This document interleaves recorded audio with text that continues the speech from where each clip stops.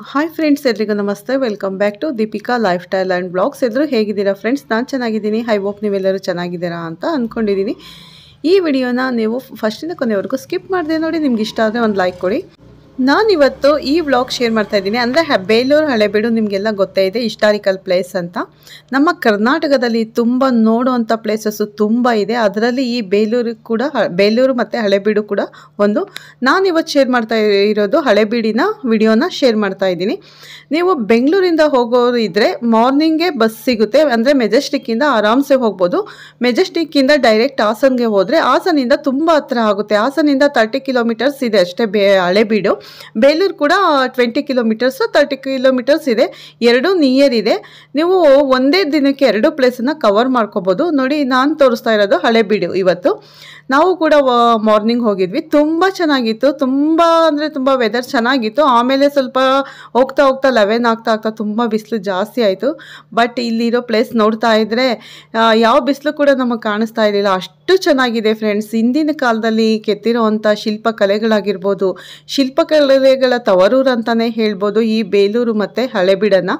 ತುಂಬ ಅಂದರೆ ತುಂಬ ಚೆನ್ನಾಗಿದೆ. ಜನ ಏನು ಅಷ್ಟಿರಲಿಲ್ಲ, ಬಟ್ ತುಂಬ ನೋಡೋದಕ್ಕೆ ಒಳ್ಳೆ ಪ್ಲೇಸ್ ಅಂತಲೇ ಹೇಳ್ಬೋದು. ಒನ್ ಡೇ ಪಿಕ್ನಿಕ್ ಥರನಾದರೂ ಹೋಗ್ಬೋದು.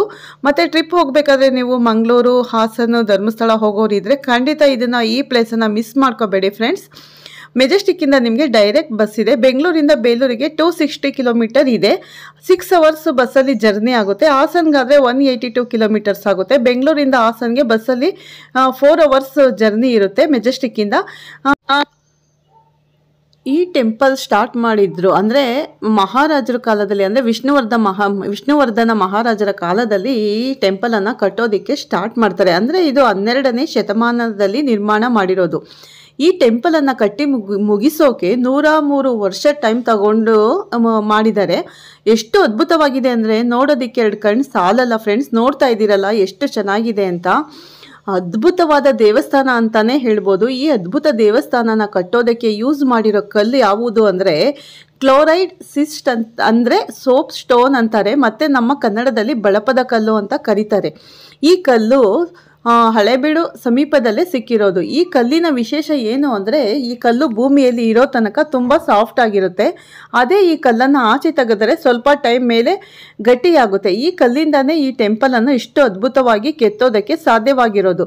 ಮತ್ತೊಂದು ವಿಷಯ, ಈ ಕಲ್ಲಿನ ಬಗ್ಗೆ ಹೇಳೋದಾದರೆ ಈ ಕಲ್ಲು ನಮಗೆ ಭೂಮಿಯಲ್ಲಿ ತುಂಬ ದೊಡ್ಡದಾಗಿ ಸಿಗಲ್ಲ. ಅದಕ್ಕೆ ಈ ಟೆಂಪಲ್ ಅಲ್ಲಿ ಇಂಟರ್ಲಾಕಿಂಗ್ ಸಿಸ್ಟಮ್ನ ಯೂಸ್ ಮಾಡಿಕೊಂಡು ಕೆತ್ತನೆ ಮಾಡಿದ್ದಾರೆ. ಈ ಟೆಂಪಲಲ್ಲಿ ಯಾವುದೇ ಸಿಮೆಂಟ್ ಆಗಲಿ ಮಣ್ಣಾಗಲಿ ಯೂಸ್ ಮಾಡಿಲ್ಲ. ಬರೀ ಇಂಟರ್ಲಾಕಿಂಗ್ ಸಿಸ್ಟಮಲ್ಲೇ ಈ ಟೆಂಪಲನ್ನು ನಿರ್ಮಿಸಿದ್ದಾರೆ.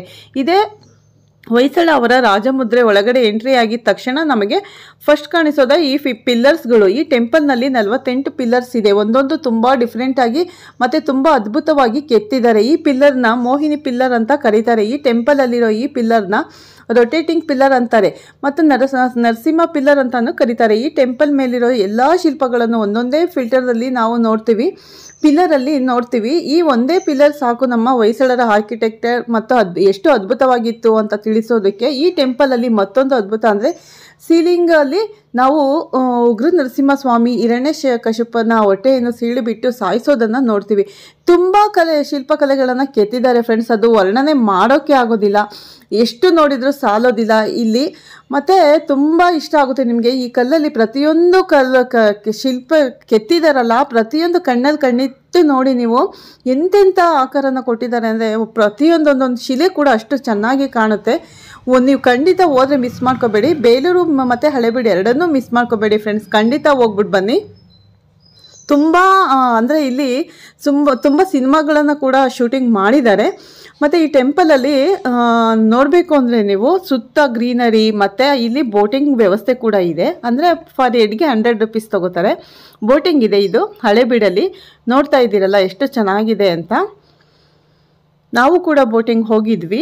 ನಾವು ಸೈಕಲಿಂಗ್ ಮಾಡ್ಕೊಂಡು ಹೋದ್ವಿ. ತುಂಬ ಚೆನ್ನಾಗಿತ್ತು ಫ್ರೆಂಡ್ಸ್. ತುಂಬ ಎಂಜಾಯ್ ಮಾಡ್ಕೊಂಡು ಬರ್ಬೋದು. ಇವಾಗಂತೂ ಸಮ್ಮರ್ ಡೇಸ್ ಆಗಿರೋದ್ರಿಂದ ಮಕ್ಕಳನ್ನ ಕರ್ಕೊಂಡು ಹೋದರೆ ನೀವು ಒಂದು ಡೇ ಇಲ್ಲಿ ಮಿಸ್ ಮಾಡ್ದಂಗೆ ತುಂಬ ಎಂಜಾಯ್ ಮಾಡ್ಕೊಂಡು ಬರ್ಬೋದು. ಸುತ್ತ ಗ್ರೀನ್ ಇದೆ, ನೇಚರ್ ಅಂತೂ ತುಂಬಾ ಚೆನ್ನಾಗಿದೆ. ಮತ್ತು ಇಲ್ಲಿ ನೋಡ್ತಾ ಇದ್ದೀರಲ್ಲ ನೀರು ಎಷ್ಟು ಚೆನ್ನಾಗಿದೆ.